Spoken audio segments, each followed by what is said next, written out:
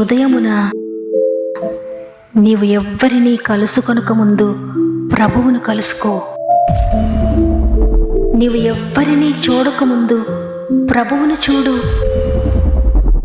నీవు ఎవ్వరితో మాట్లాడకముందు ప్రభువుతో మాట్లాడు. నీవు దేనిని వెదకకముందు ఆయన రాజ్యమును నీతిని వెదకు.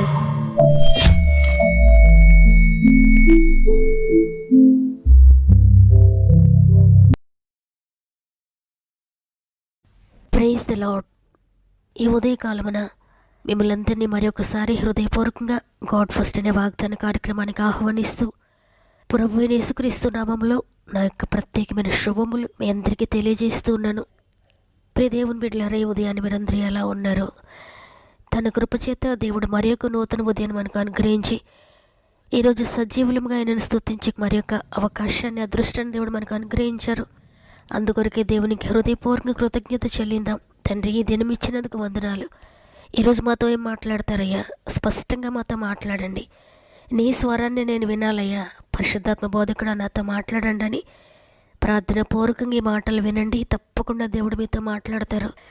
ఆయన స్వరం మీరు విన్నప్పుడు మీ శ్రమలు, మీ కష్టాలు, మీ బాధ, మీ చింత అన్నీ కూడా వెళ్ళిపోతాయి. ఆయన మాట మీ జీవితంలో అద్భుతాలు జరిగిస్తుంది. కాబట్టి దేవుని మాటను ప్రార్థనాపూర్వకంగా వినండి, విశ్వసించండి, ప్రార్థనతో రిసీవ్ చేసుకోండి. దేవుడు మీ జీవితంలో నెరవేర్చబోతూ ఉన్నాడు. అదేవిధంగా మీలో ఇంకెవరైనా సమస్యల శోధనలు ఉంటే కామెంట్స్ రూపంలో తప్పక నాకు తెలియచేయండి. మీ ప్రార్థన విన్నపములన్నీ కూడా మీ అందరి కొరకు ప్రార్థిస్తున్నాను. సృష్టికర్త చేతుల్లో మీరున్నారు, భయపడకండి. ఆయన చేతులు మిమ్మల్ని బాగు చేస్తాయి. ఆయన చేతులు మీ జీవితాన్ని సరిదిద్దుతాయి, మంచి భవిష్యత్తును అనుగ్రహిస్తాయి. దేవునికి మహిమ కలుగును గాక. ఈరోజు దేవుడు మనకు అనుగ్రహిస్తున్న శ్రేష్టమైన వాగ్దానం మత్తయి సువార్త 7వ అధ్యాయము 7వ వచనము. అడుగుడి మీకు ఇయ్యబడును. ఆమేన్. ఈరోజు దేవుడు మీకు సెలవిస్తున్న మాట, అడుగుడి మీకు ఇయ్యబడును.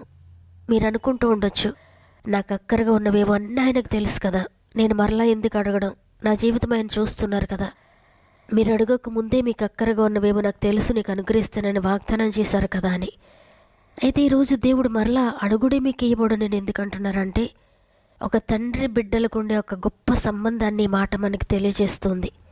దేవుడు మీతో ఒక మంచి సంబంధాన్ని, బంధాన్ని కోరుకుంటూ ఉన్నారు. మీరు అడగాలని, మీరు వెతకాలని, తట్టాలని ఆయన కోరుకుంటున్నాడు. మీ అవసరతలు ఏమైనా, మీ ఇష్టాలు ఏవైనా, మీకు డౌట్స్, మీ సందేహాలు ఏవైనా కూడా ఆయన దగ్గరికి వెళ్ళొచ్చు, ఆయనను అడగొచ్చు. తప్పకుండా ఆయన మీకు జవాబిస్తారు. ఇక్కడ దేవుడు తెలియజేయాలనుకుంటున్నది ఏంటంటే, మీరు నన్ను అడగండి, నేను మీకు జవాబిస్తానని. జవాబిచ్చే దేవుడు మనం నమ్మిన దేవుడు. ఆయన మన ప్రార్థనలకు ప్రతిస్పందిస్తారు. మనం అడగగానే తప్పకుండా ఆయన మన దగ్గర హాజరవుతారు. నీవేది అడుగుతున్నావో అది చేయడానికి ఆయన నీ మాటను చూస్తున్నాడు. ఆయన సన్నిధిలో నువ్వు మోకరించి మాట పలుకగానే నీ విశ్వాసపూరితమైన మాటను బట్టి ఆ పని కొరకు పనివారిని పంపుతాడు దేవుడు. అందుకే ప్రభు మీకు ఏది ఇష్టమో అడగండి అని చెప్పారు. మీకు ఏది ఇష్టమో అది క్లియర్గా దేవుడిని అడగండి. వివాహం జరగాలని కోరుకుంటున్నారా? నీకు ఎటువంటి భర్త కావాలో, ఆయన లక్షణాలు ఎలా ఉండాలో అడగండి. మీకు ఎటువంటి భార్య కావాలో, ఆమె లక్షణాలు ఎలా ఉండాలో అడగండి. ఆయన చిత్తానుసారంగా మీరు ఏది అడిగినా ఆయన తప్పక జరిగిస్తాడు. చూడండి, ఇదే అధ్యాయంలో 10-11 వచనాలు ప్రభు చెప్తున్నారు, మీరు చెడ్డవారయుండియు మీ పిల్లలకు మంచి ఈవులను నెరిగి ఉండగా పరలోకమందున మీ తండ్రి తన్ను అడుగు వారికి అంతకంటే ఎంతో నిశ్చయముగా మంచి ఈవులనిచ్చును. ఒక తండ్రి బిడ్డలకు ఉండే సంబంధాన్ని దేవుడు మనకు అనుగ్రహించారు. ప్రియ దేవుని బిడ్డలారా, ఒక చిన్న బిడ్డ తనకి ఏది కావాలన్నా పూర్తిగా తండ్రిపై ఆధారపడతాడు. నాన్న ఇది కావాలి, డాడీ ఇది కావాలని తండ్రిని అడుగుతారు. ఎందుకంటే తనకు తెలుసు నేను ఏది అడిగినా నా తండ్రి చేస్తాడని. అట్టి విధంగానే మనము కూడా ప్రభువుని అడగాలని ప్రభు కోరుకుంటున్నారు. ఒక తండ్రిలా ఆయనను భావించాలని, ఒక కుమారుడుగా ఉండాలని, కుమార్తెగా ఉండాలని ఆయన కోరుకుంటున్నారు. ఈ లోక సంబంధమైన తల్లిదండ్రులే వారి బిడ్డలకు మంచి ఈవులను ఎరిగి ఉన్నారు. వారు అడిగిన దానికంటే మంచిది ఇవ్వాలని తల్లి తండ్రి కోరుకుంటారు. అదేవిధంగా నిజమైన తండ్రిగా ఉన్న ప్రభు, నీవు అడిగితే ఆయన చెయ్యరా? విశ్వాసంతో ఆయన చిత్తానుసారంగా మీరు ఏది అడిగినా ఆయన అనుగ్రహిస్తాడు. అయితే మీరు అడిగేటప్పుడు మీ మాటలో ఎంత విశ్వాసం ఉంది, ఎంత నిరీక్షణ ఉంది, ఎంతగా ఆయనపై గురి కలిగి ఉన్నారనేది ఆ మాటను దేవుడు గ్రహిస్తూ ఉన్నాడు.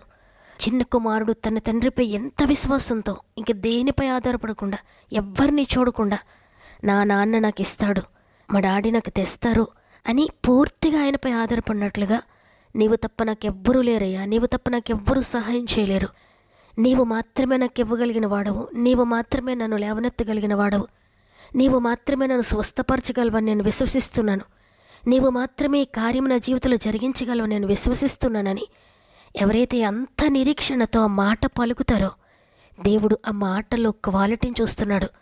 దేవుడు ఆ మాటలోని విశ్వాసాన్ని చూస్తున్నాడు. ఎంత నమ్మిక కలిగి ఆ మాట నీ నోట్లోని బయటకు వస్తుందని దేవుడు చూస్తున్నాడు. తప్పకుండా ఆ నమ్మికను బట్టి నీ జీవితంలో జరిగిస్తాడు.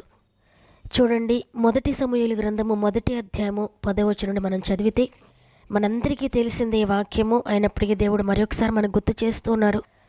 హన్నా ప్రార్థిస్తూ ఉంది, సైన్యములకు అధిపతివగు యెహోవా, నీ సేవకురాలనైనా నాకు కలిగి ఉన్న శ్రమను చూచి నీ సేవకురాలనైనా నన్ను మరొక జ్ఞాపకం చేసుకొని నీ సేవకురాలనైనా నాకు మగపిల్లను దయచేసిన ఎడల వాని తల మీదకి క్షౌరపు కత్తి ఎన్నటికీ రానియక వాడు బ్రతుకు దినములన్నిటను నేను వానిని యెహోవావగు నీకు అప్పగింతునని మొక్కుబడి చేసుకొనెను. ఇక్కడ చాలా క్లియర్గా అడుగుతుంది, నీవు నాకు మగపిల్లను దయచేసిన ఎడల ఆ బిడ్డను నేను నీకు సమర్పించుకుంటాను, అతని తల మీదకి క్షౌరపు కత్తి రానియను, నీ కొరకే పెంచుతాను, నీకే ఇచ్చేస్తానని ఒక ప్రమాణం చేసుకుంటుంది. క్లియర్గా మగబిడ్డ కావాలని అడుగుతుంది. ఎంత విశ్వాసంతో అడగకపోతే నాకు మగబిడ్డను కావాలని అడుగుతుంది.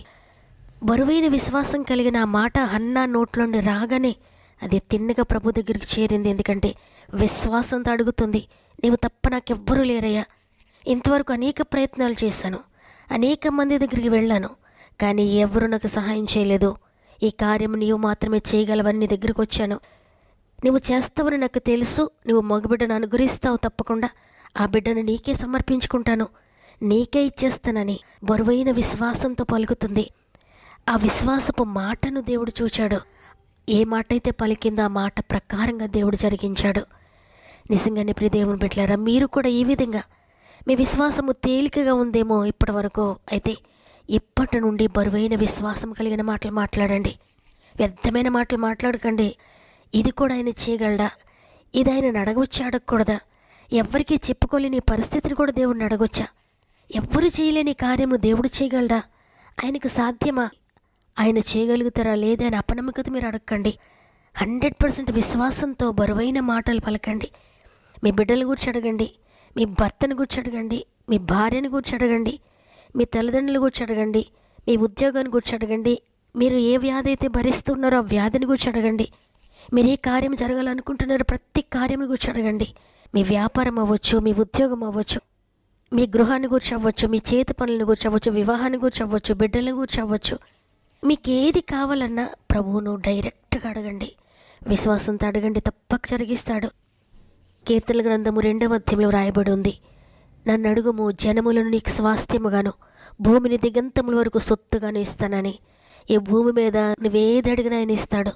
ఆయన సృష్టికర్త అయిన దేవుడు, ఆయనకు అసాధ్యమైనది ఏది లేదు, ఈ భూమి మీద ఆయన చేయలేనిది ఏది లేదు. ఈ సృష్టి అంతటా ఆయన సృష్టించారు కాబట్టి నీవేది అడిగినా ఆయన చేయగలడు. కొంతకాల క్రితము ఒక యవనస్తురాలు వివాహం గురించి మాతో మాట్లాడడానికి వచ్చింది. ఆ యవన బిడ్డ చెప్తూ ఉంది, పాస్టర్ గారు అనేక సంబంధాలు వస్తున్నాయి కానీ చూచి వెళ్ళిపోతున్నారు. మా బంధువులు స్నేహితులు అందరూ అంటున్నారు, నీకు ఏజ్ దాటిపోయింది, నీకు ఇక వివాహం కాదేమో, సంబంధాలు వస్తున్నాయి కానీ వెళ్ళిపోతున్నాయని ఎంతగానో మమ్మల్ని మాటలతో బాధిస్తున్నారు అని చెప్పినప్పుడు పాస్టర్ గారు చెప్పారు, అమ్మ ఎంత మాత్రం భయపడొద్దు, నీకు ఎటువంటి క్వాలిటీస్ కలిగిన భర్త కావాలో ఒక పేపర్ తీసుకొని ఆ క్వాలిటీస్ అన్నీ కూడా రాయి, ఎటువంటి భక్తి కలిగిన బిడ్డ కావాలో, ఏ నడవడిక కలిగిన బిడ్డ కావాలో అంతా కూడా పేపర్ మీద రాసుకో, దేవుని చిత్తానుసారంగా నీవేదడికి నేను అనుగ్రహిస్తాడు, పేపర్పై రాసుకొని ప్రార్థించమ్మా అన్నప్పుడు ఆ యవనస్తురాలు ఆ విధంగానే చేసింది. వితిన్ డేస్లోనే ఒక అద్భుతం జరిగింది. ఆ బిడ్డ ఎటువంటి క్వాలిటీస్ కలిగిన భర్త కావాలని కోరుకుందో అవన్నీ కలిగిన యవనస్తుడు యవన కుమార్తెను వివాహం చేసుకున్నాడు. ఇప్పుడు వారెంతో సంతోషంగా ఉన్నారు. నిజమే, ఈరోజు దేవుడు మీకు కూడా అదే చెప్తాడు. ఒకవేళ మీరు విశ్వసించలేకపోతున్నారా, ఏది అడగలో తెలియడం లేదా, ఎలా అడగలో తెలియడం లేదా, మీరు ఒక పేపర్ తీసుకొని రాసుకోండి, అన్నీ నీ బిడ్డల రక్షణ కొరకు రాసుకోండి, వారి భవిష్యత్తుని గురించి రాసుకోండి, వివాహాల గురించి రాసుకోండి. ఆయన రాజ్యం, ఆయన నీతిని మీరు మొదట వెతికినట్లయితే మీకు కావలసినవన్నీ కూడా ఆయన అనుగ్రహిస్తాడు. మొదటిగా నీ బిడ్డల భక్తి గురించి దేవుణ్ణి అడుగు. తర్వాత వారికి కావలసినవన్నీ కూడా దేవుడు అనుగ్రహిస్తాడు. మీ ప్రతి పరిస్థితిని కూడా ఒక పేపర్పై రాసుకోండి. యేసు రక్తంను ప్రోక్షించుకోండి. ఆ పేపర్ పెట్టుకొని ప్రార్థన చేయడం ప్రారంభించండి. తప్పకుండా దేవుడు అవన్నీ కూడా మీకు అనుగ్రహించబోతున్నాడు. ఆయన నమ్మిన వారిని ఎప్పుడు కూడా ఆయన సిగ్గుపడనియ్యడు. పర్వతములు తొలగిపోవచ్చు, మెట్టలు తత్తరిల్లొచ్చు, కానీ ఆయన కృప ఎప్పుడు విడిచిపెట్టదు. ఆయన మాట ఎప్పటికీ తప్పిపోదు. ఆయన వాగ్దానం ఇచ్చారంటే తప్పక నెరవేరుస్తారు. కాబట్టి ఈ వాగ్దానాన్ని నమ్ముతున్నానని దేవుని సందు మోకరించండి. ఈ పాట పాడుతూ ధ్యానిస్తూ ఆయన సందులో మోకరించి ప్రార్థన చేద్దాం. పర్వతములు తొలగవచ్చు, తత్తరిల్లు మెట్టలన్నీ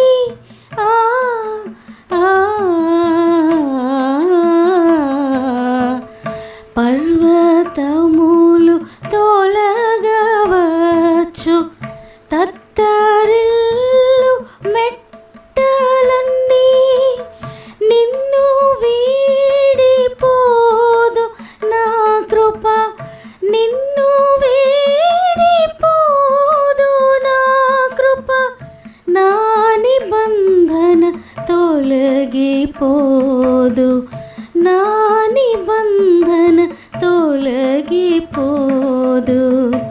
తల్లి అయినా మరచునేమో, నేను మరువను నిన్ను, నేను మరువను. నా చేతులలో చిక్కియున్నాను, నిన్ను చిక్కియున్నాను. తల్లి అయినా మరచునేమో, నేను మరువను నిన్ను, నేను మరువను. నా చేతులలో చిక్కియున్నాను, నిన్ను చిక్కియున్నాను, చిక్కియున్నాను, నిన్ను చిక్కియున్నాను.